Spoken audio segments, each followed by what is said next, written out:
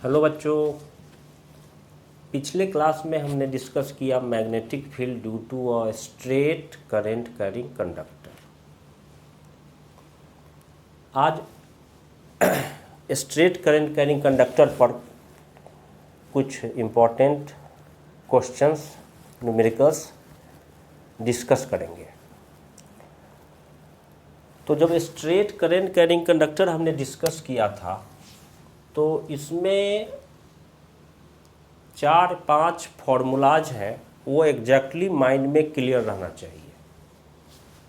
जैसे सबसे पहले तो था कि ये स्ट्रेट कंडक्टर है A B, carrying current I. अगर हमें इस पी पॉइंट पे मैग्नेटिक फील्ड चाहिए तो इस तरह से हम लेते थे एक परपेंडिकुलर डिस्टेंस आर या जो भी कहो डी, और इस एंड को हम इसके साथ एसोसिएट करते थे और इस एंड को एसोसिएट करते थे ऐसे, और ये वाला एंगल हम लेते थे ऐसे, और ये वाला एंगल लेना था ऐसे। ये एंगल φ1, ये एंगल φ2।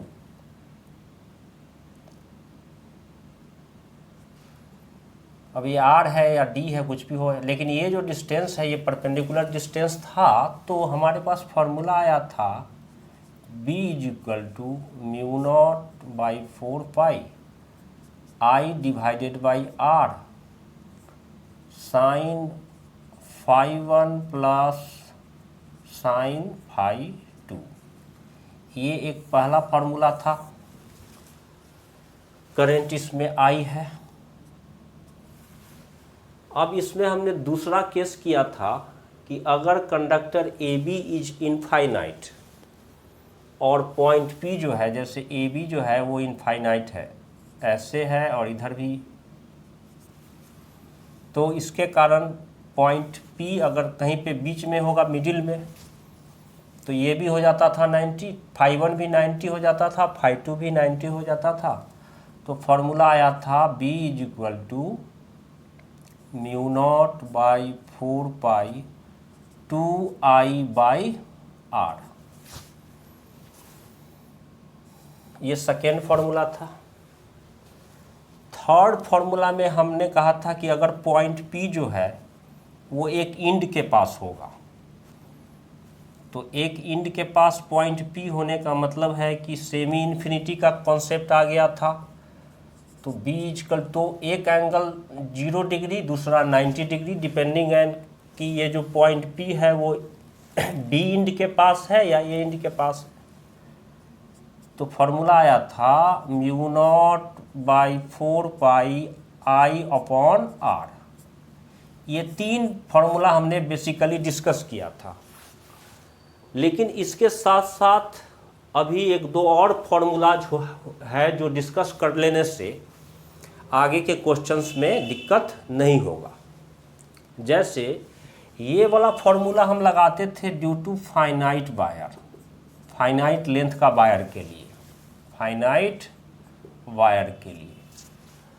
और ये 2 फार्मूला था। एक था ये जो फार्मूला है ये है इन्फिनिटी के लिए, और ये है कि अगर पॉइंट जो है, जिस पॉइंट पे मैग्नेटिक फील्ड चाहिए वो किसी इंड के पास है, तो ये क्या बन जाता था, ये था इन्फिनिटी के लिए, ये था सेमी इनफाइनाइट के लिए, इनफाइनाइट के लिए ये था, और ये फार्मूला था सेमी इनफाइनाइट के लिए। लेकिन हम देखेंगे अभी कि ये फार्मूला भी फाइनाइट वायर के लिए भी यूज होगा और ये फार्मूला भी सेमी इनफाइनाइट के लिए यूज होगा। ये फार्मूला भी सेमी इनफाइनाइट के लिए यूज हो गया। इनफाइनाइट के लिए तो फिक्स है कि ये फार्मूला हमें लगाना है। अब हम इसको आगे देखते हैं कि जैसे हमने ये भी डिस्कस किया था पिछले वीडियो में कि अगर कोई कंडक्टर फाइनाइट लेंथ का दे रखा है ए बी, और पॉइंट जो है वो इस इधर कहीं नहीं है, वो या तो इधर है या इधर है कहीं पे। जैसे पॉइंट हमें मान लेते हैं यहाँ पे लेना है, we have to calculate magnetic field here at point P।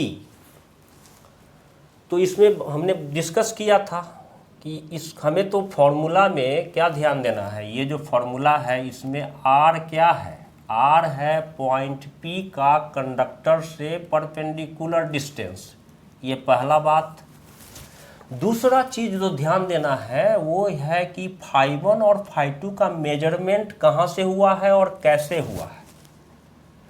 φ1 का मेजरमेंट हुआ है परपेंडिकुलर वाले लाइन के साथ, जो पॉइंट P से स्ट्रेट कंडक्टर का परपेंडिकुलर डिस्टेंस वाला लाइन पॉइंट P को दो इंड से जोड़ने वाला लाइन के साथ है एंगल φ1 और φ2। एकदम एग्जैक्टली माइंड में क्लियर रहना चाहिए कि φ1 φ2 मेजर कहाँ से हो रहा है और उसका मेजरमेंट होने का सेंस क्या है, क्लॉकवाइज या एंटी क्लॉकवाइज। तो अगर इस फार्मूला से हम चलते हैं, इस सिचुएशन से हमें ये फार्मूला एस्टेब्लिश किया हुआ है। इस फार्मूला में आप देखिए कि φ1 जो है अगर हमने यहाँ मेजर किया है एंटी क्लॉकवाइज, तो φ2 का मेजरमेंट हो रहा है क्लॉकवाइज इस फार्मूला में। तो आगे जो हम सिचुएशन देखेंगे उसमें हम ये देखेंगे कि जो दोनों एंगल φ1 φ2 है वो सेम सेंस में नहीं होना चाहिए, एक क्लॉकवाइज में होना चाहिए, तो हमें दूसरे को लेना पड़ेगा एंटी क्लॉकवाइज डायरेक्शन में। एंगल बनाना है परपेंडिकुलर वाले लाइन के साथ। तो यहाँ के सिचुएशन में फिर से पिछले वीडियो में भी बताया था, अभी फिर से बता देता हूँ कि यहाँ पर हमें इस कंडक्टर से इसका परपेंडिकुलर डिस्टेंस लेना होगा ये R, और ये मान लेते हैं कुछ दे रखा है A, कुछ उस तरह का दे रखा होगा। अब यहाँ पर हमें हमने P को कंडक्टर के दो इंड के साथ एसोसिएट किया था। तो P को हम पहले यहाँ इस इंड के साथ एसोसिएट करेंगे, ऐसे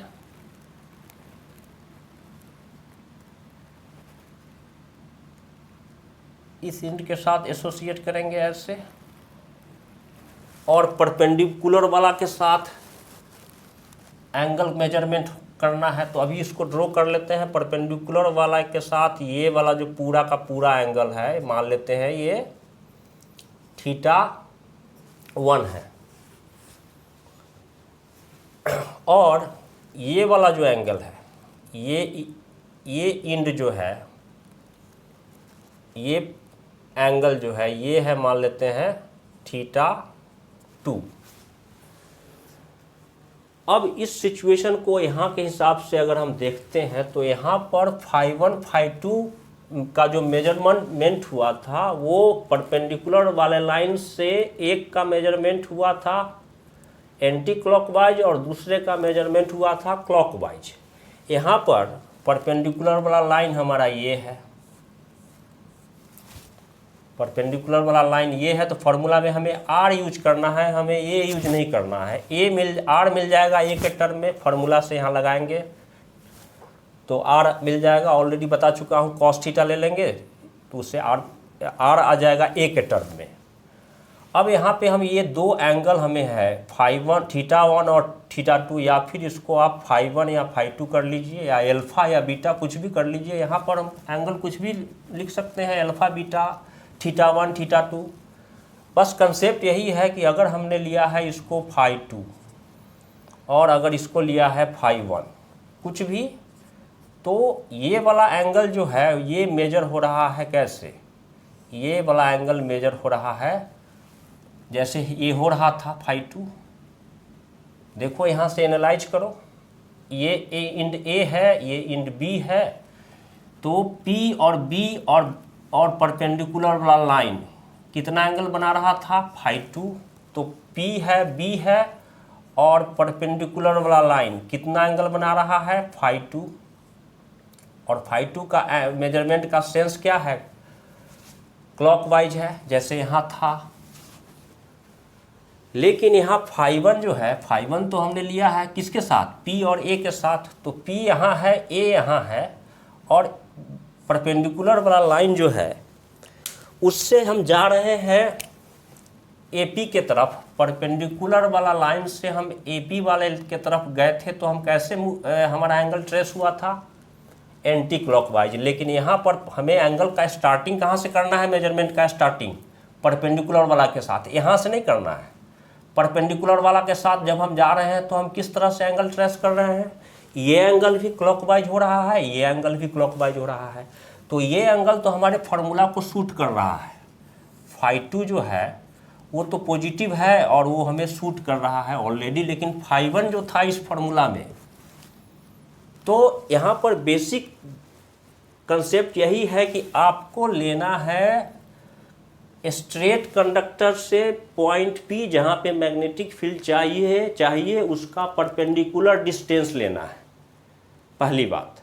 और दूसरा बात, एंगल को दोनों एंगल सेम सेंस में मेजर हो रहे हो तो जो वाला फार्मूला को सूट कर रहा है उसको पॉजिटिव लेंगे और जो फार्मूला को सूट नहीं कर रहा है उसको हम नेगेटिव लेंगे। तो φ2 तो मेजर हो रहा है कैसे, φ2 मेजर हो रहा है जैसे यहाँ था क्लॉकवाइज, लेकिन φ1 भी मेजर हो रहा है क्लॉकवाइज, लेकिन φ1 को कैसे मेजर होना था, एंटी क्लॉकवाइज। तो हम φ1 को क्या लेंगे, φ1 को हम लेंगे इस फार्मूला में नेगेटिव, यानी कि साइन माइनस φ1 लगाएंगे, साइन φ1 के बदले में। बस ये आ गया, आर आ जाएगा ये के टर्म में। अब इसमें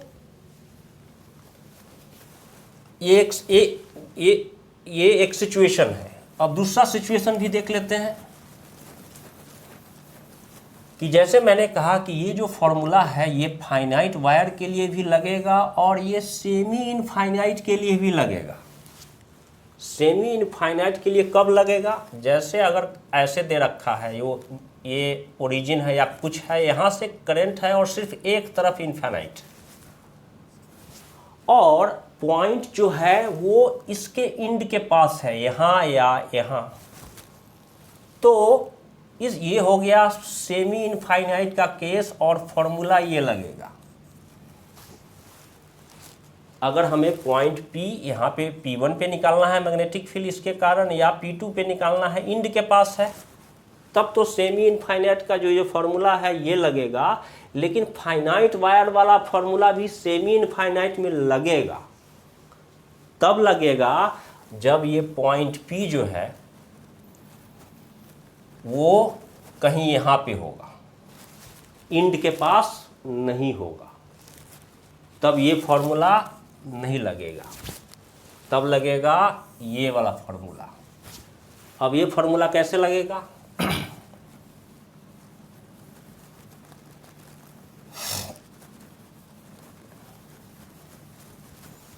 जैसे यहाँ से ओरिजिनेट हो रहा है और एक ही तरफ है तो सेमी इनफाइनाइट तो हो गया ये।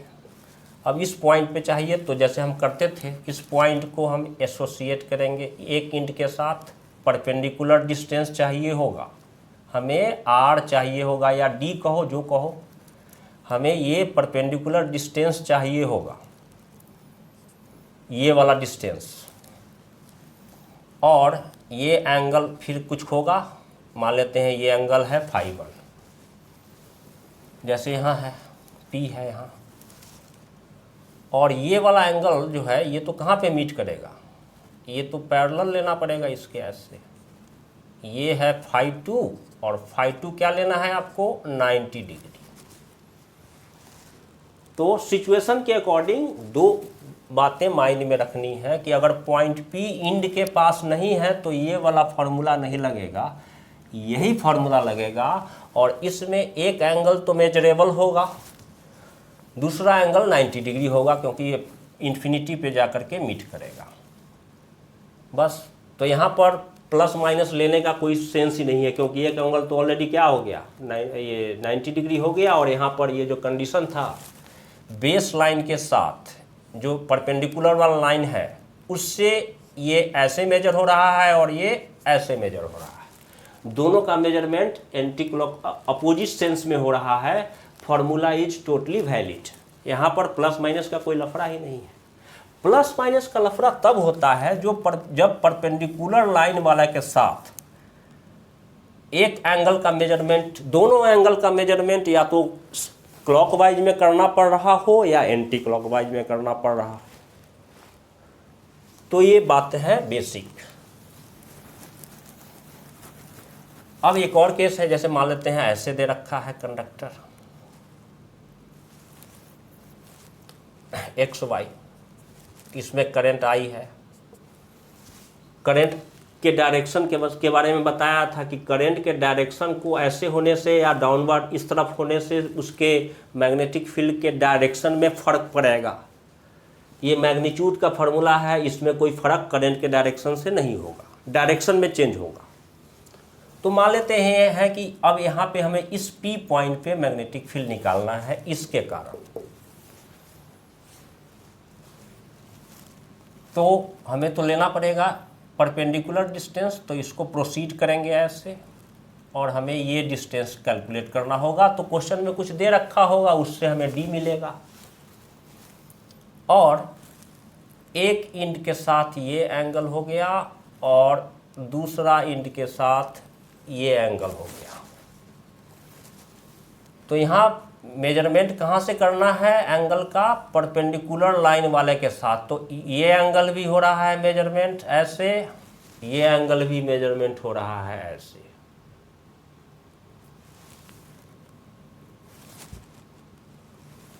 तो अगर आप इसको लेते हैं पॉजिटिव, तो ये वाला जो एंगल है इसको क्या लेना होगा? नेगेटिव लेना होगा। यहाँ के सिचुएशन में हम इसको देखते हैं तो ये जो पॉइंट P वाला है, P और ये X इंड को मिला रहा है, ये एंगल मेजर हो रहा है ऐसे। यहाँ पे ये इस तरफ था, यहाँ पॉइंट इस तरफ है, तो ये हो रहा है कैसे? क्लॉकवाइज। तो ये एंगल किधर होना चाहिए? Anti clockwise. और यहाँ जो पॉइंट P है इस फॉर्मूला में ये कंडक्टर AB के बीच में कहीं पे है, लेकिन यहाँ जो पॉइंट P है वो कंडक्टर XY जो है फाइनाइट लेंथ का, उसके बीच में कहीं पे नहीं है। तो अगर ये फॉर्मूला लगाना है इस सिचुएशन के साथ इसको देखें तो असल में ये जो कंडक्टर है ये पॉइंट Y तो यहाँ तक होता, तब ये एंगल ऐसे हम मेजर करते, ऐसे ये ऐसे मेजर करते और ऐसे मेजर करते, लेकिन ऐसा तो है नहीं।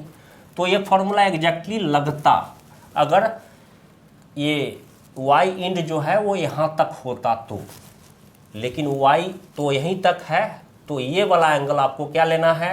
नेगेटिव लेना है। अब इसको याद करने का तरीका सिंपली ये है कि कोई भी कंडक्टर आपको दे रखा है और पॉइंट P जो है वो उसके बीच में कहीं पे नहीं है, कुछ इस तरह का सीन है, ऐसे है और पॉइंट P यहाँ है। तो जिस इंड के तरफ आपको प्रोसीड करके परपेंडिकुलर डिस्टेंस लेना पड़ रहा है वो वाला एंगल आपको नेगेटिव लेना है।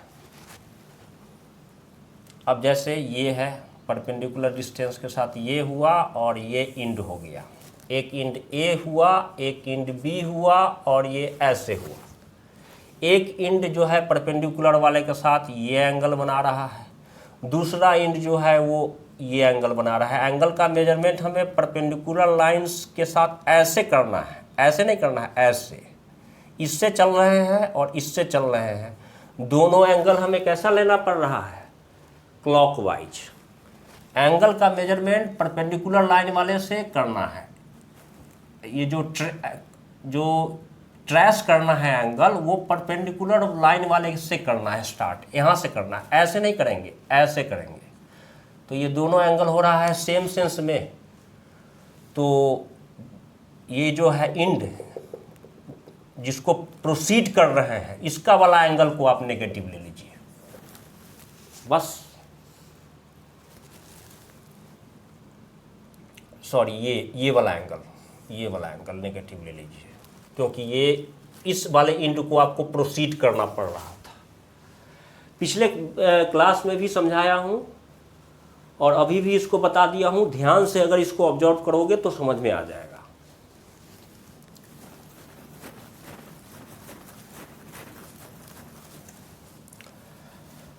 तो अब चलते हैं, कुछ क्वेश्चंस करते हैं, प्रीवियस ईयर्स भी करेंगे।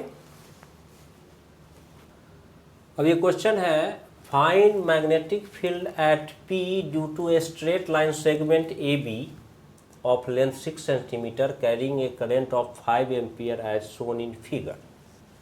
इस AB सेगमेंट में जो करंट है 5 एम्पियर का फ्लो हो रहा है, उसके कारण P पॉइंट पे मैग्नेटिक फील्ड इंडक्शन चाहिए। तो हमारे पास फॉर्मूला, ये फाइनाइट लेंथ वाला फॉर्मूला था। फॉर्मूला ऐसे था, AB पॉइंट P ऐसे होगा तो एक एंगल होता था ये, एक एंगल ऐसे, और परपेंडिकुलर डिस्टेंस होता था ये R या D कहो, और एक एंगल ये φ1 और एक एंगल φ2, ये था।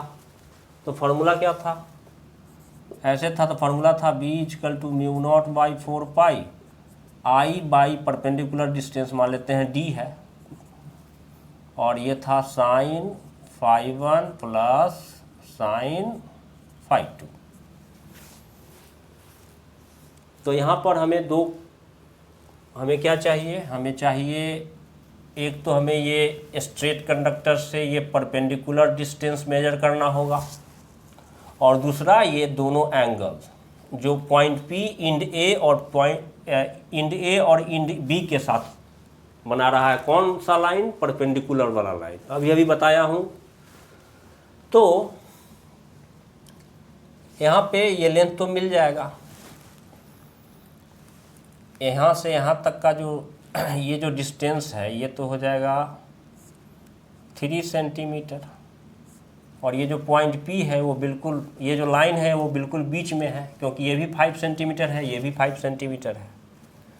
तो ये जो डिस्टेंस है D परपेंडिकुलर डिस्टेंस वो हमें मिल जाएगा, और D जो है वो इक्वल टू हो जाएगा, ये है 3 और ये है 5, तो 5 का स्क्वायर माइनस 3 का square is equal to 25 minus 9, D आ जाएगा 4 सेंटीमीटर। तो D कितना आ गया, 4 सेंटीमीटर आ गया। ये हो गया इक्वल टू 4 सेंटीमीटर।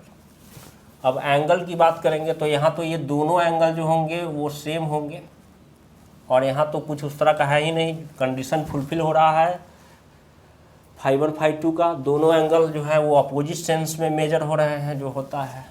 हमें एक्चुअली पहले थीटा कैलकुलेट करना है, फिर डिसाइड करेंगे, पहले थीटा। तो यहाँ पे कॉस थीटा कितना हो जाएगा,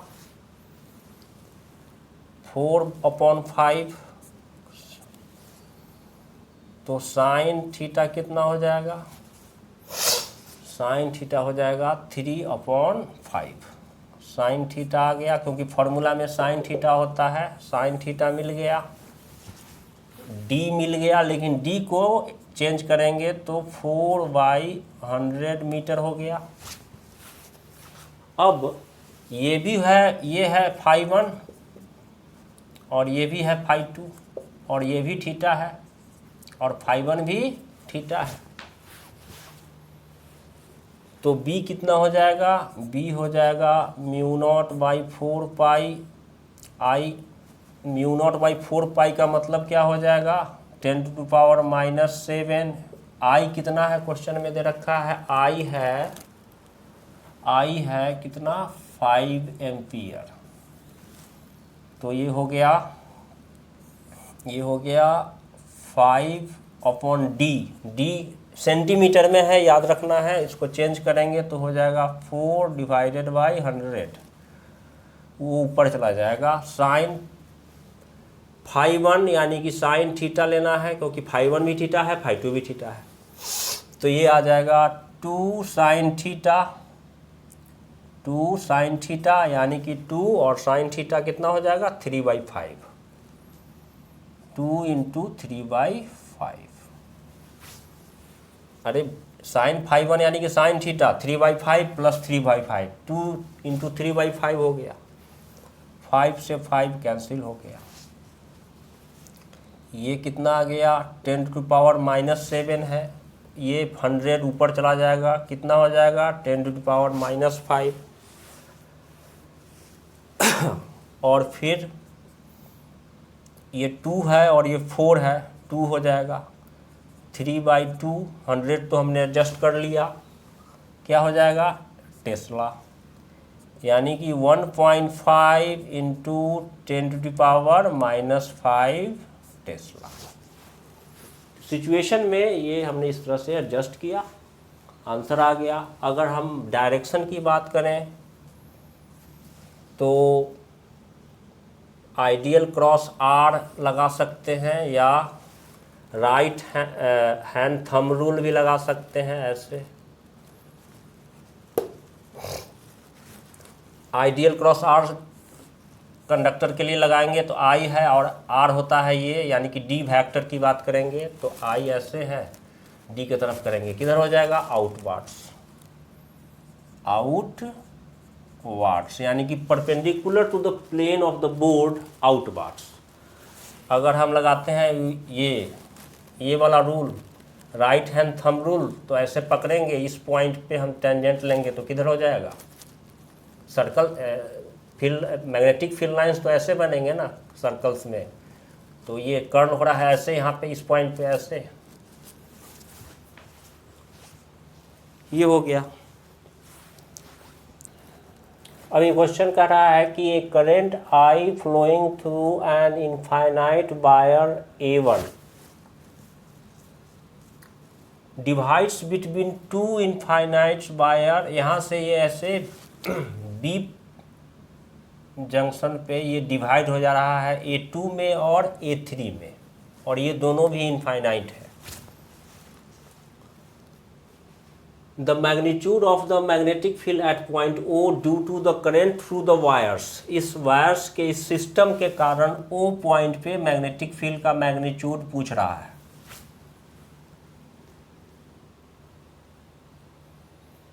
देखने में तो भयानक लग रहा है लेकिन है कुछ नहीं।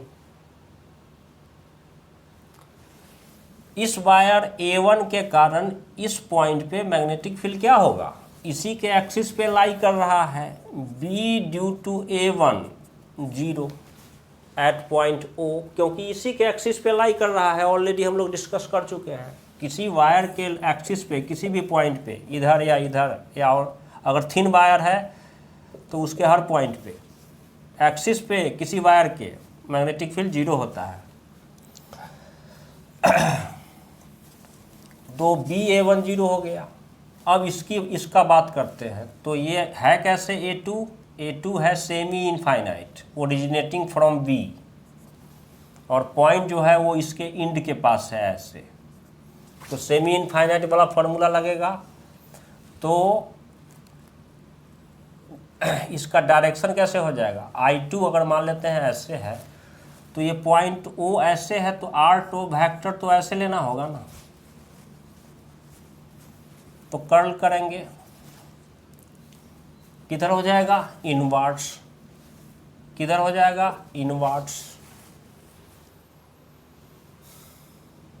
अगर हम ये राइट हैंड थंब रूल से चलते हैं तो I2 के अलॉन्ग थंब को रखा, रैपिंग कैसे हो रहा है, ऐसे, इस पॉइंट को देखते हैं अगर ऐसे, तो ये जो रैपिंग होगा ये ऐसे होगा, और डायरेक्शन कैसे लेना है, एंटी क्लॉकवाइज। इस पॉइंट की बात करेंगे, टेंजेंट किधर हो जाएगा, इनवर्ड। तो राइट हैंड थंब रूल से भी अगर कन्फ्यूजन हो कभी तो राइट हैंड थंब रूल से भी कर लेना है। करंट के लॉन्ग रखें, राइट हैंड कर्ल रूल से भी इनवर्ड हो रहा है और इससे भी तो इनवर्ड ही आएगा। तो अगर कन्फ्यूजन हो तो राइट हैंड थंब रूल लगा करके भी चेक कर सकते हैं। आइडियल क्रॉस आर मैं ऑलरेडी बता चुका हूं पिछले वीडियो में, डायरेक्शन निकालने के लिए स्ट्रेट कंडक्टर है, आइडियल क्रॉस आर करेंगे अकॉर्डिंग टू वायोसेवर्स लॉ। आइडियल का डायरेक्शन वही होगा जो आई का होगा। आर क्या होता है, स्ट्रेट कंडक्टर से उस पॉइंट का पोजीशन वेक्टर होता है जिसका कि डायरेक्शन करेंट्स कंडक्टर से अवे पॉइंट के तरफ होता है। तो आई के तरफ रखेंगे और आर के तरफ कर्ल करेंगे। आई के तरफ ऐसे रखने पे तो इधर कर्ल हो रहा है, ऐसे रखने पे इधर कर्ल हो रहा है। ऐसे रखेंगे कि आपको आर के तरफ कर्ल करना है ऐसे, तो ऐसे रखेंगे, आर के तरफ कर्ल करेंगे, किधर हो गया, इनवर्ड हो गया। राइट हैंड थंब रूल से अगर सोचते हैं तो मैग्नेटिक फील्ड लाइंस जो हैं वो इस तरह से होंगे, circular, perpendicular to the plane of the conductor A2, ऐसे ऐसे। यहाँ पे टेंजेंट क्योंकि ऐसे लेना है, यहाँ पे टेंजेंट किधर हो जाएगा, O पॉइंट पे टेंजेंट किधर हो जाएगा, इनवर्ड। और अगर A2 के कारण करते हैं तो A2 में तो ऐसे हो जाएगा, ऐसे पकड़ना होगा, तो यहाँ पे टेंजेंट किधर हो जाएगा, डाउनवर्ड। और अगर हम इस लॉजिक से चलते हैं तो A3 जो है वो ऐसे है, करंट उसमें आई ऐसे है, और पॉइंट O ऐसे है, तो R तो ऐसे हो गया ना। इन वाला फार्मूला लगेगा, रखेंगे और ऐसे कर्ल करेंगे, करंट की तरफ रखा और हमें R की तरफ कर्ल करना है, ऐसे कर्ल करना है, रखा ऐसे कर्ल किया, किधर हो गया, ये वाला इधर हो गया। इसको अगर इनवर्ड बोलेंगे तो इसको क्या बोलना होगा, आउटवर्ड। दोनों में करंट I/2 है और दोनों से डिस्टेंस का मैग्नीट्यूड डिस्टेंस सेम है, 1/2 metre. Net magnetic field cancel होके क्या हो जाएगा, 0। Option is A।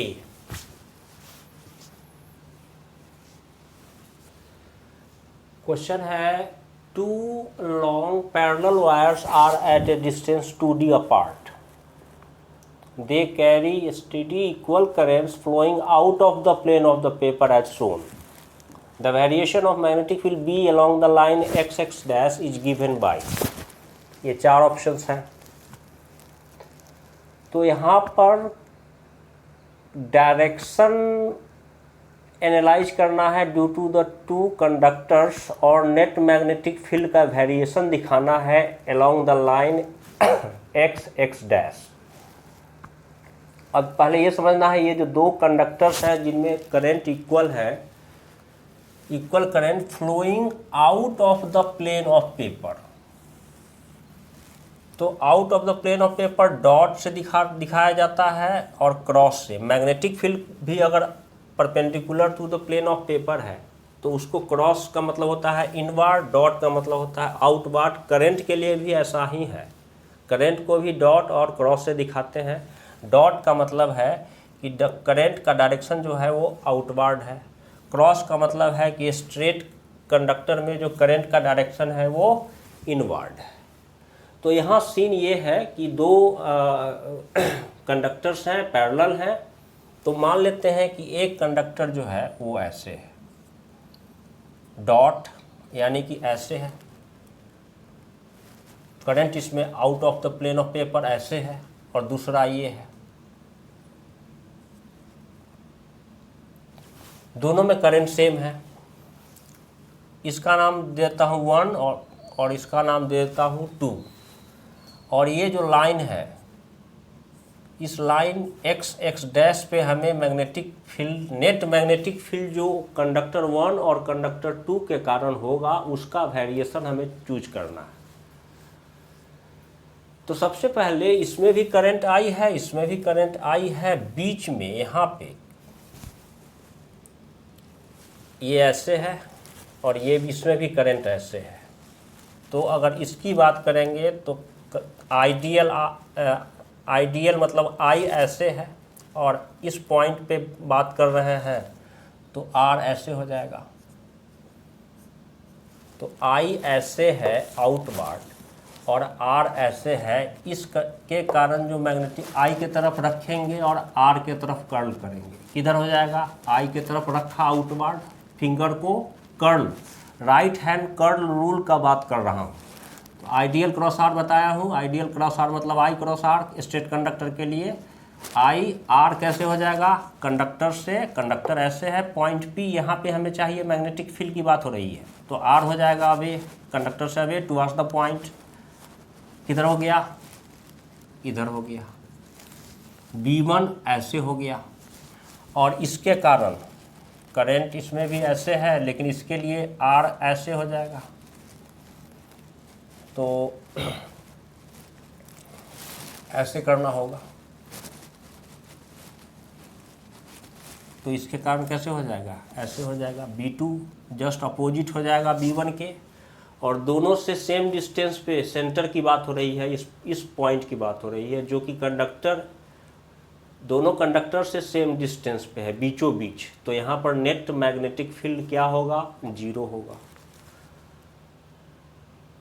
तो ग्राफ जो है वो बीचों बीच पास करना चाहिए, तो ये तो होगा नहीं। ये भी नहीं होगा। मैग्नेटिक फील्ड का ये वेरिएशन दिखा रहा है यहाँ पे तो 0 होना चाहिए ना, तो यानी कि अब ये होगा या ये होगा बीच में। अगर हम इसको राइट हैंड थंब रूल से सोचते हैं, इस क्वेश्चन में बस डायरेक्शन को एनालाइज करना है और कुछ नहीं करना है। राइट हैंड तो ऐसे पकड़ेंगे तो मैग्नेटिक फील्ड ऐसे होगा, तो यहाँ पे ऐसे हो जाएगा, और इस पर पकड़ेंगे तो यहाँ ले रही, इसके लिए तो इधर हो जाएगा, तो ऐसे हो जाएगा, तो यहाँ पे कैसे हो जाएगा, ऐसे हो जाएगा। तो यहाँ पे मैग्नेटिक फील्ड क्या हो जाएगा, बी नेट क्या हो जाएगा, 0। अब हम बात कर रहे हैं इस कंडक्टर के पास और यहाँ पर, तो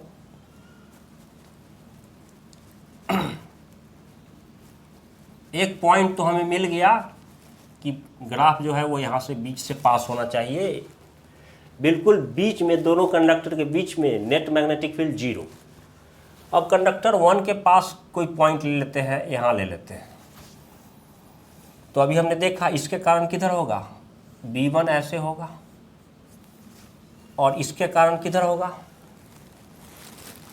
आइडियल क्रॉस R इधर, यानी कि, और या फिर अगर ऐसे लगाते हैं तो इसमें करंट ऐसे है, टेंजेंट ऐसे लेना होगा नीचे की तरफ। आइडियल क्रॉस R कर लो या right hand thumb rule, ideal cross R या राइट हैंड थंब रूल। बीच में मैग्नेटिक फील्ड बी नेट क्या था, बी नेट 0। अब कंडक्टर यहाँ पे कोई पॉइंट ले रहे हैं तो B1 ऐसे होगा, और इसके कारण 2 के कारण पॉइंट यहाँ लेंगे तो 2 के कारण R ऐसे हो गया ना, और करंट कैसे है इसमें, ऐसे है, तो ऐसे रखा और R के तरफ कर्ल किया, किधर हो गया, और इसके कारण किधर हो जाएगा, इसके कारण करंट ऐसे है आउटवर्ड, और पॉइंट ऐसे है, इधर हो गया, और इसके कारण इधर हो गया, इसके कारण इधर हो जाएगा। लेकिन क्योंकि इससे इस पॉइंट का डिस्टेंस ज़्यादा है, तो इसके कारण जो यहाँ पे मैग्नेटिक फील्ड होगा उसका स्ट्रेंथ कम होगा, B2 इतना ही होगा। एरो का लेंथ कम होने का मतलब है कि B1 का मैग्नीट्यूड, B2 का मैग्नीट्यूड इस पॉइंट पर, इसके कारण जो मैग्नेटिक फील्ड है वो इसके कारण जो मैग्नेटिक फील्ड था B1 उससे कम होगा। तो नेट मैग्नेटिक फील्ड कुछ ऐसे हो जाएगा, B नेट ऐसे हो जाएगा, और जैसे जैसे इसके पास जाएंगे तो और ज़्यादा होगा, B नेट का वैल्यू ज़्यादा होगा। इस पॉइंट की बात करेंगे तो इस पॉइंट पर इसके कारण मैग्नेटिक फील्ड ऐसे होगा, B1 इतना होगा, और इस पॉइंट पर तो ये पॉइंट तो इस कंडक्टर से और ज़्यादा दूर है, तो यहाँ पर मैग्नेटिक फील्ड और कम होगा B2, तो B नेट यहाँ पे ऐसे होगा। तो हम क्या देख रहे हैं कि 1 से सेंटर के तरफ जा रहे हैं, 1 से कंडक्टर 1 से बीच के तरफ जा रहे हैं, तो मैग्नेटिक फील्ड घट रहा है नेट। तो ये चीज़ यहाँ भी है और यहाँ भी है। सिमिलरली जैसे अगर यहाँ कोई पॉइंट लेते हैं तो इसका वाला मैग्नेटिक फील्ड का स्ट्रेंथ ज़्यादा होगा, नीचे वाले का B2 का स्ट्रेंथ ज़्यादा होगा, और B1 दूर से कंडक्टर 1 से इस पॉइंट का डिस्टेंस ज़्यादा है, तो इसके कारण मैग्नेटिक फील्ड तो डायरेक्शन तो ऐसे ही होगा, लेकिन स्ट्रेंथ B1 का B2 से कम होगा। तो B नेट हमारा जो होगा, B2 ऐसे हो गया तो B नेट हमारा ऐसे होगा, वो भी इधर की तरफ होगा, और ये 0 है। सिमिलरली यहाँ पे हम करेंगे तो B2 ज़्यादा होगा, B1 थोड़ा सा ज़्यादा होगा, B2 थोड़ा सा कमेगा, लेकिन B नेट जो होगा वो इधर की तरफ ही होगा ऐसे। तो B नेट का वेरिएशन हम कैसे देख रहे हैं, इस तरह से हो रहा है। तो ये चीज़ यहाँ भी है और यहाँ भी है। अब हमें A और B में से ही चूज करना है। ये तो ऑलरेडी होगा नहीं, यहाँ पे मैग्नेटिक फील्ड 0 नहीं था, यहाँ भी 0 नहीं था, मैग्नेटिक फील्ड वाज नॉट 0, क्योंकि बीच में तो बिल्कुल 0 होना चाहिए। तो ये हमने कैंसिल कर दिया, ये भी कैंसिल कर दिया। अब ऑप्शन A और ऑप्शन B का हमने बीच का, कंडक्टर के बीच का सेगमेंट में मैग्नेटिक फील्ड को हमने चेक कर लिया। दोनों में के बीचों बीच इसमें भी जीरो है, इसमें भी जीरो है, इसमें भी इस तरह से वेरिएशन हो रहा है, इसमें भी हो रहा है, जो कि यहाँ पे हमें मिल गया। अब हम पॉइंट ले रहे हैं कंडक्टर 1 और ये 2 है, इस तरफ ले रहे हैं। कंडक्टर 2 से एक्स डैश के लॉन्ग यहाँ पे इस तरफ का हम देख रहे हैं, चेक कर रहे हैं इस तरफ का। तो इस तरफ के किसी भी पॉइंट पे इसके कारण या इसके कारण करंट इसमें भी ऐसे है आउटवार्ड, इसमें भी ऐसे है आउटवार्ड, दोनों से के लिए आर जो है वो इसी तरफ हो जाएगा। तो रखेंगे तो दोनों के कारण सेम डायरेक्शन में हो जाएगा। B1 भी अपवार्ड हो जाएगा, B2 भी अपवार्ड हो जाएगा। B2 का स्ट्रेंथ ज़्यादा होगा लेकिन वो दोनों ऐड अप हो जाएगा। पास लेंगे तब ज़्यादा होगा। B2 B1 के से तो ज़्यादा होगा, लेकिन जब हम पॉइंट यहाँ पे लेंगे और यहाँ पे लेंगे तो कंडक्टर 2 के कारण भी मैग्नेटिक फील्ड ज़्यादा होगा यहाँ पे, और कंडक्टर 1 इसके कारण भी मैग्नेटिक फील्ड यहाँ वाले पॉइंट के कंपैरिजन में यहाँ तो ज़्यादा होगा। तो बी नेट को ऐसे दिखाएंगे इस पॉइंट पे बी नेट यानी कि B1 plus B2 same direction में है, ऐसे दिखाएंगे। लेकिन जैसे जैसे दूर जाएंगे बी नेट भी घटता जाएगा। तो हमें ऐसा पैटर्न मिल रहा है ना। अरे कंडक्टर से राइट के तरफ इस सेकेंड वाले कंडक्टर हमने माना इसको, इससे एक्स डैश के तरफ अगर हम पॉइंट यहाँ ले रहे हैं, यहाँ ले रहे हैं, यहाँ ले रहे हैं, तो दोनों कंडक्टर से दूरी बढ़ रहा है, बी नेट वैल्यू घटेगा। दोनों के कारण मैग्नेटिक फील्ड सेम डायरेक्शन में। सिमिलरली अगर हम कंडक्टर 1 से लेफ्ट के तरफ एक्स के तरफ पॉइंट ले रहे हैं तो इसके कारण और इसके कारण दोनों से आर जो होगा वो इस तरफ होगा। आई जो है वो ऐसे है, आई की तरफ रखेंगे, आर की तरफ कर्ल करेंगे, किधर हो जाएगा, इस तरफ हो जाएगा बी नेट। B1 इसके कारण भी मैग्नेटिक फील्ड इधर होगा, इसके कारण भी मैग्नेटिक फील्ड इधर होगा, लेकिन जब दूर जाते जाएंगे तो बी नेट भी घटता जाएगा। ये एक पैटर्न मिल रहा है। तो कंडक्टर के बीच में ऐसा पैटर्न मिल रहा था, कंडक्टर 2 के से राइट के तरफ ऐसा पैटर्न मिल रहा है, और कंडक्टर 1 से लेफ्ट के तरफ ऐसा पैटर्न मिल रहा है। So this is incorrect, this is correct option. Magnetic field का डायरेक्शन के लिए आइडियल क्रॉस आर इजीली लगा सकते हैं कर्ल रूल या राइट हैंड थंब रूल, जिससे भी हो जाए इजीली वो बेटर है। तो क्वेश्चन है, a long straight wire along the Z axis carries a current I in the negative Z direction. The magnetic field vector B at a point having coordinate X Y on the Z is equal to 0 plane is. तो यहाँ पर magnetic field को vector form में, magnetic field induction को vector form में calculate करना है, पहली बात। और जो पॉइंट P है वो x, उसका कोऑर्डिनेट x और y है, और वो z इक्वल टू 0 प्लेन में है, यानी कि xy प्लेन में है। तो मान लेते हैं कि ये है x एक्सिस और ये है y एक्सिस, ये हो गया xy plane. z axis is like this, लेकिन करंट जो है वो ऐसे है, इनवर्ड है। करंट इनवर्ड को ऐसे दिखा देता हूँ क्रॉस में, करंट इज ऐसे क्रॉस में। तो हमें किसी पॉइंट पे निकालना है जिसका कोऑर्डिनेट है एक्स वाई। मान लेते हैं point is here, P point here, जिसका कोऑर्डिनेट है एक्स और वाई।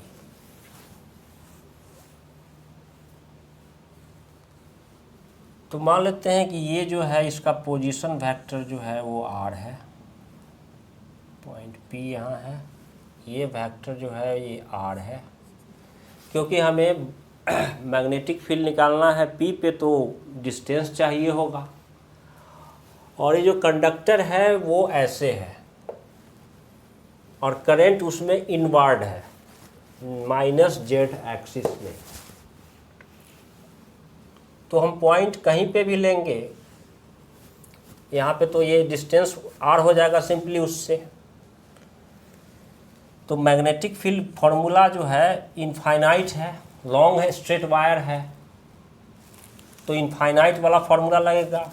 वो पॉजिटिव जेड एक्सिस से नेगेटिव जेड एक्सिस में है, करंट उसमें जा रहा है towards negative Z axis, long straight wire है, इनफाइनाइट वाला फॉर्मूला लगेगा। तो इनफाइनाइट वाला फॉर्मूला क्या होता है, B is equal to mu naught by 4 pi 2I upon R distance.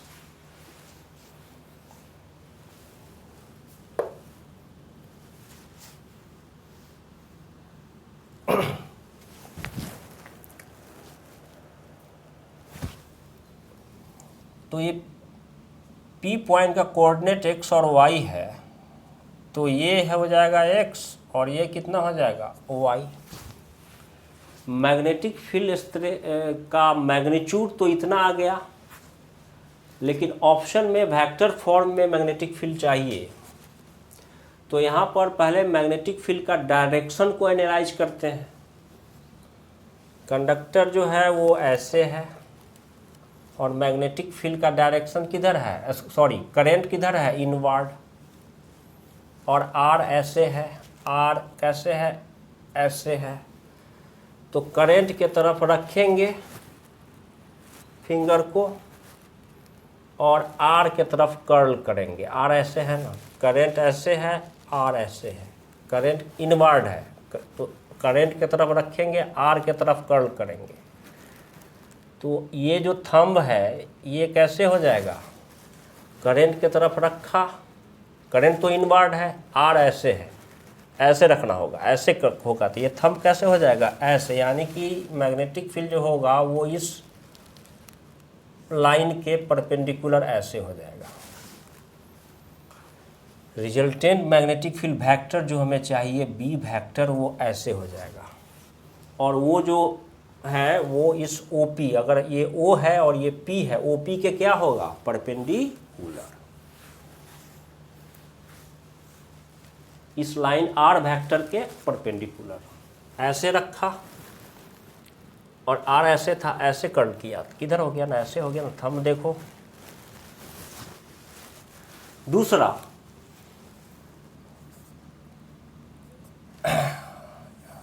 ऐसे होगा, थंब पकड़ेंगे, right hand thumb rule, current inward है तो थंब को ऐसे लेंगे ना, तो ऐसे होगा। तो अगर यहाँ पे पॉइंट लिया हूँ तो टेंजेंट कैसे होगा, ऐसे होगा मैग्नेटिक फील्ड लाइंस पे। Right hand thumb rule, thumb को रखेंगे करंट के अलॉन्ग, करंट इनवर्ड है तो फिंगर कैसे रैप हो रहा है, ऐसे। तो रैप हो रहा है ऐसे, तो एरो तो ऐसे आएगा सर्कल पे, मैग्नेटिक फील्ड लाइंस पे, और पॉइंट P ऐसे ले रहे हैं R, तो टेंजेंट तो ऐसे होगा ना यहाँ पे। ये क्या हो जाएगा, B, ये था X और ये था Y। तो राइट हैंड थंब रूल से भी हो गया। डायरेक्शन का एनालिसिस आइडियल क्रॉस R से कर लो या राइट हैंड थंब रूल से कर लो।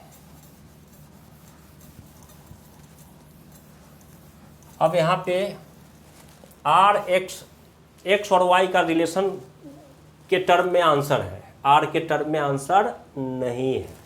इसका मतलब है हमें इस ट्रायंगल में कुछ साइन कॉस का करना पड़ेगा, यानी कि ये एंगल मान लेते हैं थीटा, और ये जो है ये ऐसे है और ये परपेंडिकुलर है, और ये जो है ये इसके परपेंडिकुलर है, तो ये एंगल भी क्या हो जाएगा, थीटा हो जाएगा।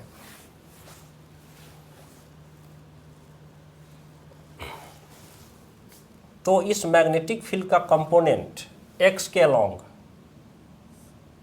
bx होगा, और वो कितना होगा, b साइन थीटा। और ये मैग्नेटिक फील्ड जो है वो इस लाइन के साथ थीटा एंगल बना रहा है, तो इधर इसका कंपोनेंट क्या होगा, by, और by कितना होगा, by component not vector, by होगा b cos theta, B Y vector का component simply B Y, B cos theta, B X vector का component simply B X, B sine theta. मैं इसको ऐसे अभी ऐसे लिख देता हूँ, यहाँ पे बी एक्स वेक्टर है, लेकिन सिर्फ अगर बी एक्स की बात करेंगे तो वो कंपोनेंट है, और वो कितना हो जाएगा, B sine theta, B sine theta. ये दो बातें हो गई, ये सीन हो गया क्लियर। अब हमें एडजस्ट करना है b का वैल्यू सो दैट कि ऑप्शन के साथ हमारा मैच हो जाए।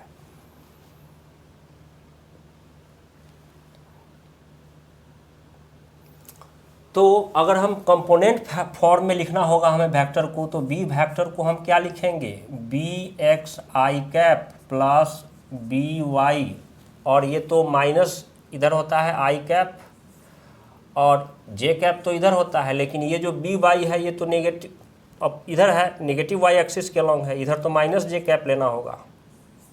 ऐसे है ना, इसका कंपोनेंट बी ऐसे है, इसका कंपोनेंट ऐसे है, तो यहाँ हो जाएगा माइनस जे कैप।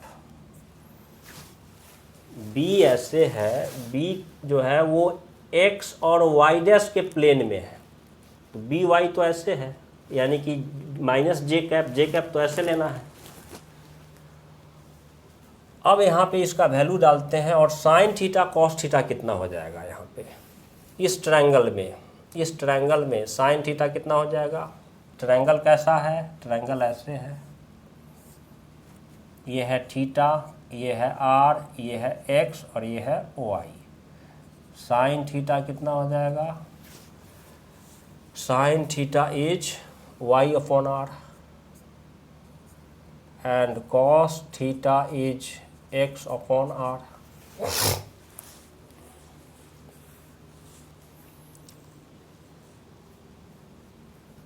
तो वैल्यू हम इसका डालते हैं,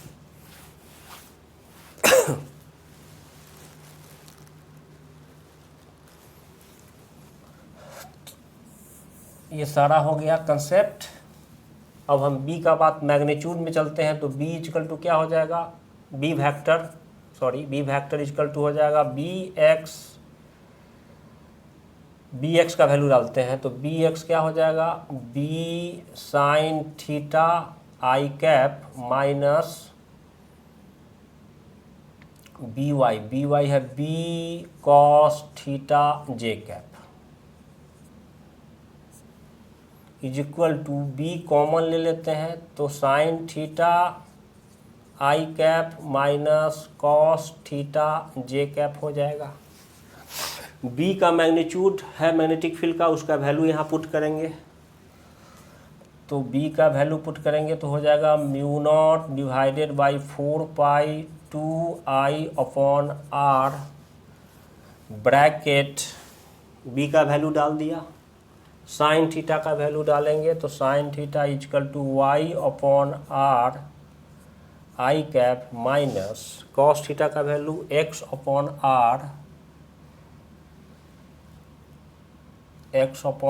आर जे कैप।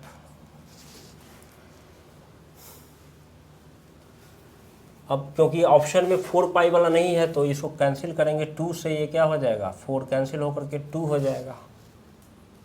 तो अब यहाँ लिख देता हूँ B vector is equal to, यहाँ से चलते हैं तो क्या आ जाएगा, mu not I, B vector is equal to mu not I, नीचे आ जाएगा 2 पाई और आर है, और ये वाला आर कॉमन ले लेते हैं, तो क्या आ जाएगा, आर का स्क्वायर आ जाएगा, और फिर इधर क्या बचेगा, Y I cap minus X J cap, इधर क्या बचा, Y I cap minus X J cap. अब यहाँ पे आर क्या था, आर था root under X square plus Y square,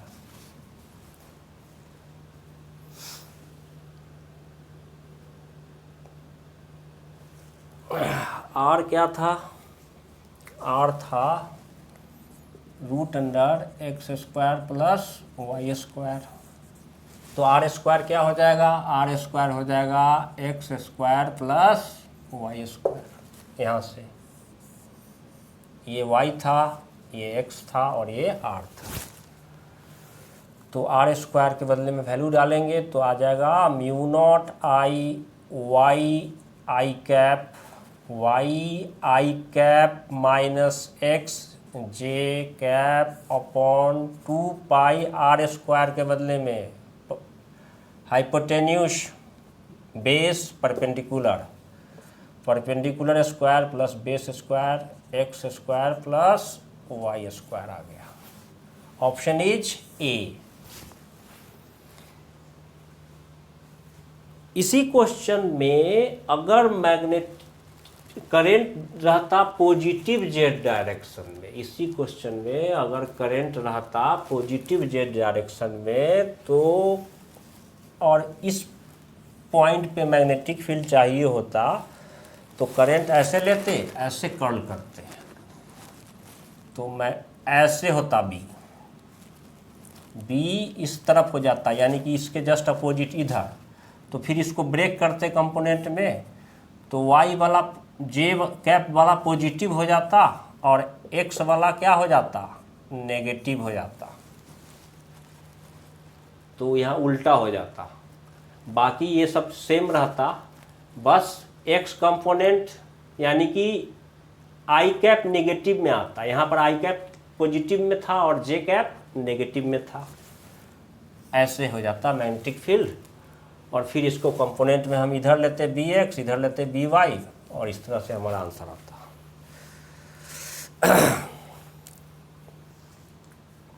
question है कि a long wire carrying a current I is bent to form a plane angle theta as shown. The magnetic field at a point O, यहाँ पे, on the bisector of this angle situated at a distance d from the vertex P. d distance पे, vertex P से d distance पे, मतलब ये long wire था और इसको बेंड किया गया था थीटा एंगल पे, इधर भी इन्फिनिटी इधर भी इन्फिनिटी। तो इसका एंगल का परपेंडिकुलर बाइसेक्टर बिल्कुल बीच जाएगा, तो ये एंगल भी हो जाएगा θ/2, ये एंगल भी हो जाएगा θ/2।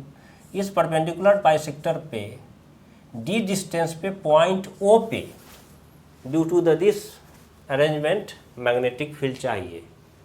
हमें उसका मैग्नीट्यूड भी चाहिए और डायरेक्शन भी बताना है। तो अभी क्लास के शुरू में डिस्कस किया कि ये वायर जो है एक तरफ ये सेमी इनफाइनाइट है, एक तरफ मतलब एक तरफ ही इनफाइनाइट है, यानी कि सेमी इनफाइनाइट है ये वायर, और ये वायर भी सेमी इनफाइनाइट है। लेकिन पॉइंट जहाँ पे निकालना है वो इसके एंड के पास नहीं है, तो वही sin φ1 प्लस sin φ2 वाला फॉर्मूला ही लगेगा, डिस्कस किया था। तो अब यहाँ पर एक बार में इस सेगमेंट को एनालाइज करते हैं। सीन क्या है, ऐसे है इन्फिनिटी, यहाँ पे है P और ये है O। कितने डिस्टेंस पे है, D डिस्टेंस पे। पहले एक इसके कारण एनालाइज कर लेते हैं, फिर इस सेगमेंट के कारण सोचेंगे। करंट ऐसे है, तो अगर ये पॉइंट O यहाँ इंड पे होता तब तो सेमी इनफाइनाइट वाला फार्मूला लगाते, लेकिन यहाँ लगेगा sin φ1 प्लस sin φ2 वाला फार्मूला। एक एंगल 90 डिग्री हो जाएगा, ऑलरेडी बता चुका हूँ। अब कैसे इसको करना है, तो फार्मूला क्या होता है, B होता है mu not I upon 4 pi I upon perpendicular distance R या D जो कहो, sin φ1 प्लस sin φ2। R क्या होता है, perpendicular distance of the point from the conductor. तो सबसे पहले तो परपेंडिकुलर डिस्टेंस चाहिए होगा, ये डिस्टेंस चाहिए होगा।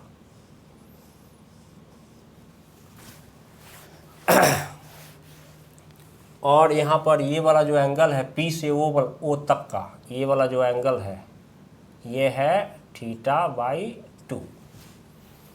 तो परपेंडिकुलर डिस्टेंस जो है R कितना हो जाएगा,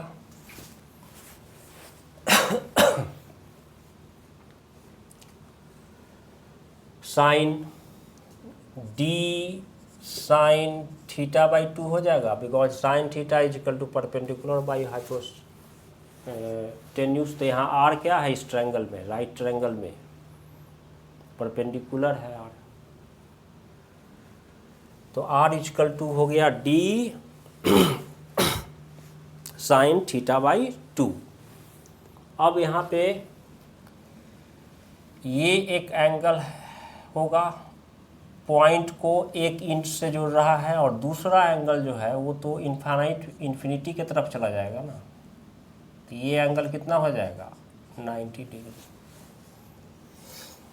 ये एंगल कितना होगा, तो ये 90 है, इसको मान लेते हैं फाई 1 और इसको मान लेते हैं फाई 2, तो फाई 2 तो 90 होगा। ये तो मिलेगा कहाँ, इन्फिनिटी पे, इस इंड पे कहाँ पे मिलेगा, ये इंड पे मिलाना है, तो ये तो इन्फिनिटी पे मिलेगा, तो फाई 2 तो 90 हो गया। फाई 1 कितना हो जाएगा, ये इस राइट ट्रायंगल में ये है 90, ये है इतना, तो ये हो जाएगा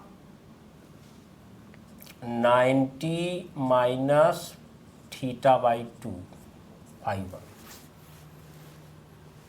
बाकी सारा कंडीशन मेजर हो रहा है, फुलफिल हो रहा है, सिंपली फार्मूला लगा देंगे। आर परपेंडिकुलर यानी कि आर हमने निकाल लिया है डी साइन थीटा। तो अब इस फार्मूला से चलते हैं, फाई 1 फाई 2 निकल गया, बी क्या हो जाएगा, बी हो जाएगा mu naught by 4 pi I upon perpendicular distance क्या है डी साइन थीटा बाई 2। एक एंगल जो है वो है साइन, वो है 90 माइनस फाइव बाई 2, तो फाई 1 है 90 माइनस थीटा बाई 2, तो sine 90 minus theta by 2 plus sine 90, ये हो गया।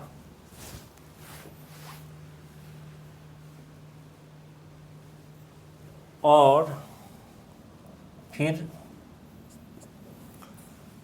कॉट है ऑप्शन में, तो फिर यहाँ पे साइन को कॉस के टर्म में ला करके भी सोचना होगा। साइन 91 हो गया, तो ये हो जाएगा mu not I, sorry I ऐसे लेंगे, आई ऐसे, आई इसमें ऐसे mu not I upon 4 pi into D sine theta by 2, और ये कितना हो जाएगा, ये हो जाएगा कॉस थीटा बाई 2 प्लस 1।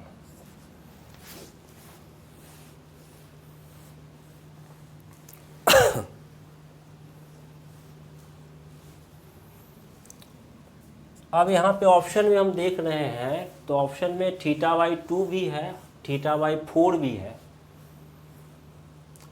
तो यहाँ पे एडजस्ट करने पे अभी तो ये प्लस के टर्म में है, ऑप्शन में प्लस का टर्म नहीं है। कॉट तो है यानी कि कॉस बाई साइन है, लेकिन प्लस का टर्म नहीं है, तो हमें कुछ यहाँ पे करना पड़ेगा, यानी कि कॉस इसको हम एडजस्ट करते हैं, तो ये हो जाएगा mu not I by 4 pi into D sine theta by 2, D sine theta by 2, और इसको लिख देते हैं 2 cos square theta by 4 minus 1 plus 1, trigonometry. Cos 2 theta is equal to 2 cos square theta by 2 minus 1। अब ये 1 का जो problem था ऑप्शन में नहीं था, ऐड हो करके तो ख़त्म हो गया, -1 और +1 ख़त्म हो गया, क्या बच गया 2 कॉस स्क्वायर थीटा बाई 4।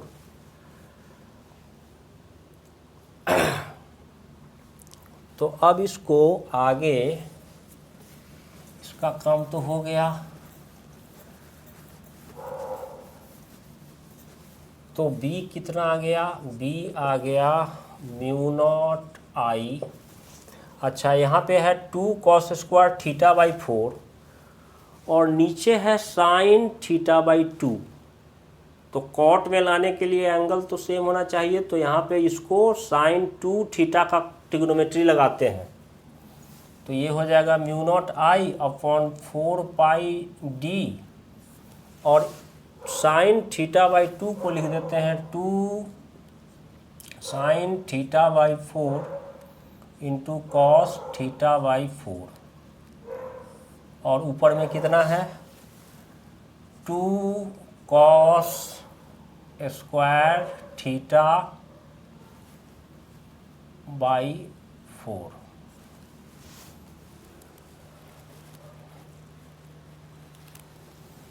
अब ये 2 से 2 कैंसिल हो जाएगा और नीचे वाला एक कॉस बाई 4 से ये कैंसिल हो जाएगा। तो अब क्या बचा, mu naught I divided by 4 pi D cos theta by 4 upon sine theta by 4। तो क्या हो जाएगा ये कॉट थीटा बाई 4 इस फॉर्म में है। तो ये तो हो गया। अच्छा, डायरेक्शन की बात करेंगे तो पॉइंट ओ पे निकालना था, इसके कारण तो perpendicular distance R, position vector R ऐसे हो जाएगा, आई ऐसे है, राइट हैंड रूल से भी चले, राइट हैंड थंब रूल से, तो ये ऐसे होगा। इस पॉइंट पे tangent outward perpendicular to the plane of board outward, ऐसे बनेगा सर्कल ना, ऐसे। और अगर आइडियल क्रॉस आर से चलते हैं डायरेक्शन के लिए तो आइडियल मतलब आई ऐसे है, आर ऐसे है, आई के तरफ रखेंगे, आर के तरफ कर्ल करेंगे, किधर हो जाएगा आउटवर्ड्स, यानी कि क्या आ जाएगा डॉट। तो ये तो हो गया इसके कारण। सिमिलरली इसके कारण भी तो है, होगा ये वाला जो सेगमेंट है। तो जब इसके कारण करेंगे, ऐसे है ये करंट, ऐसे है, इधर ये सेमी इन्फिनिटी है, ऐसे इन्फिनिटी है, ये पॉइंट पी है, और ये जो है ये वाला इसको हम लोग डिस्कस कर रहे हैं। ये वाला सेग हमने इसके कारण निकाल लिया, अब इसको डिस्कस कर रहे हैं। ये है पॉइंट ओ, यहाँ पे ऐसे है, और ये जो एंगल है ये है थीटा बाई 2। तो यहाँ पर भी परपेंडिकुलर डिस्टेंस जैसे लिया था वैसे ही लेंगे, तो यहाँ पर भी आर सेम आ जाएगा, और यहाँ पर एक एंगल ये जो है ये हो जाएगा 90 माइनस थीटा बाई 2, और ये जो एंगल है ये हो जाएगा, ये तो मिलेगा ही नहीं, तो फाई 2 जो है वो हो जाएगा 90, और फाई 1 हो गया ये 90 माइनस थीटा बाई 2, और परपेंडिकुलर डिस्टेंस जो आर निकालेंगे वो भी सेम आएगा।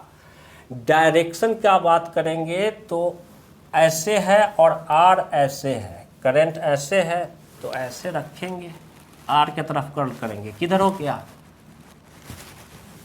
Perpendicular to the board outwards, ऐसे है करंट, आर ऐसे है, ऐसे है, ऐसे है, आर ऐसे लेना होगा ना, ऐसे है करंट, आर ऐसे है, आर की तरफ कर्ल करेंगे, किधर हो जाएगा आउटवर्ड, यानी कि सेम वैल्यू आएगा। तो पहले सेगमेंट के कारण भी उतना ही होगा, दूसरे सेगमेंट के कारण भी इतना ही होगा, दोनों क्या हो जाएंगे सेम डायरेक्शन में होने के कारण ऐड हो जाएंगे। तो जो बी नेट होगा, जो बी नेट होगा, बी नेट एट ओ हो जाएगा 2 ऑफ दिस वैल्यू, इसके कारण भी और इसके कारण भी, और डायरेक्शन दोनों के कारण सेम है, मैग्नीट्यूड भी सेम है, 2 into mu not I divided by 4 pi D cot theta by 4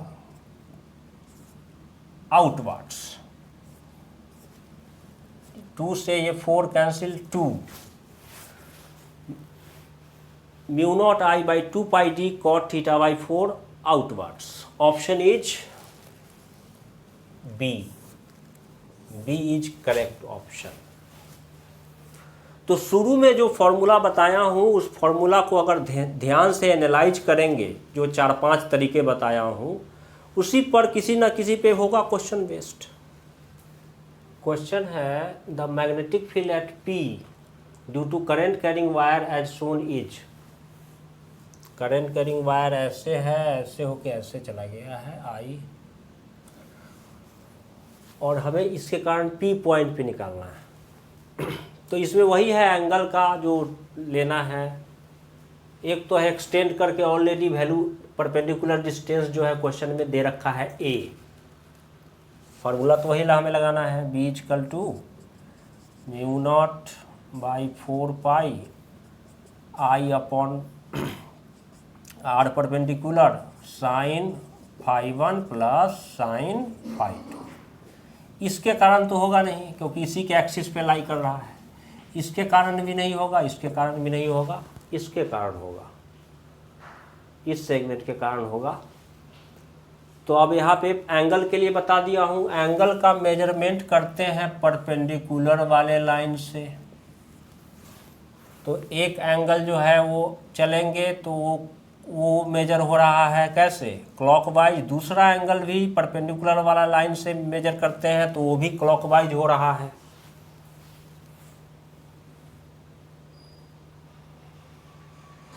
तो बताया था कि जिस तरफ एक्सटेंड करना पड़ रहा है वो वाला एंगल को आप क्या ले लीजिए, नेगेटिव ले लीजिए। समझ में आया? यानी कि 30 डिग्री को आपको क्या करना है, -30 डिग्री लेना है। समझ में आया? अभी क्लास के शुरू में बताया था कि जिस तरफ एक्सटेंड करना पड़ रहा है उस एंड वाले एंगल को आपको क्या ले लेना है, नेगेटिव ले लेना है। आप पीछे जो है वीडियो को देखोगे दोबारा जा करके तो ये बात समझ में आ जाएगा। जैसे कि एक और क्वेश्चन किया था, एक और किया था, ऐसे किया था, पॉइंट यहाँ था तो और इसके कारण निकालना था, AB के कारण इस P पॉइंट पे निकालना था। तो हमने इसको एक्सटेंड करके परपेंडिकुलर डिस्टेंस को लिया था और फिर ये एंगल और फिर ये वाला एंगल दो था, तो ये वाला एंगल को नेगेटिव किया था। तो जिस तरफ एक्सटेंड करना पड़ रहा है, जिस एंड को एक्सटेंड करना पड़ रहा है टू मेजर परपेंडिकुलर डिस्टेंस, उस एंड वाला का एंगल जो है वो आपको नेगेटिव लेना है। क्लियर? तो फॉर्मूला में लगाएंगे तो ये हो जाएगा μ0/4π I, तो I है, R परपेंडिकुलर A ऑलरेडी दे रखा है, साइन φ1, एक एंगल को आपको नेगेटिव लेना है तो ये हो गया आपका φ2 विच इज -30 और ये हो गया आपका φ1 विच इज +60। तो ये हो जाएगा साइन -30 साइन 60 प्लस साइन -30, तो ये आ जाएगा μ0/4π I upon A sine 60 minus sine 30। तो ये हो जाएगा μ0/4π I upon A √3/2 minus half, √3/2 minus half, यानी कि -½ √3/2। ये दोनों ऑप्शन तो हो गए नहीं, इन्हीं दोनों में से कोई होगा। और नीचे होना चाहिए 4πA। और डायरेक्शन की बात करेंगे तो I ऐसे है, पॉइंट P ऐसे है, R ऐसे हो गया, R वेक्टर I के तरफ रखा, R के तरफ कर्ल किया, किधर होगा? अगर ये क्वेश्चन में ऐसे दे रखा था X है और ये Y है तो किधर हो जाएगा? Z एक्सिस के अलॉन्ग, यानी कि K क्या, या फिर आइडियल क्रॉस R ऐसे हो गया ना, I ऐसे है। अगर DL लेते हैं कोई यहाँ पे तो R ऐसे हो जाएगा P पॉइंट का, R वेक्टर ऐसे, आइडियल मतलब I ऐसे, I के तरफ रखा, R के तरफ कर्ल किया, किधर हो गया? Z एक्सिस के अलॉन्ग। क्वेश्चन में ये दे रखा है X और ये Y के प्लेन में ये वायर लाई कर रहा है। Correct option is D। हमारा आ गया, इसको इधर करके लिख देंगे और के कैप यहाँ डाल देंगे।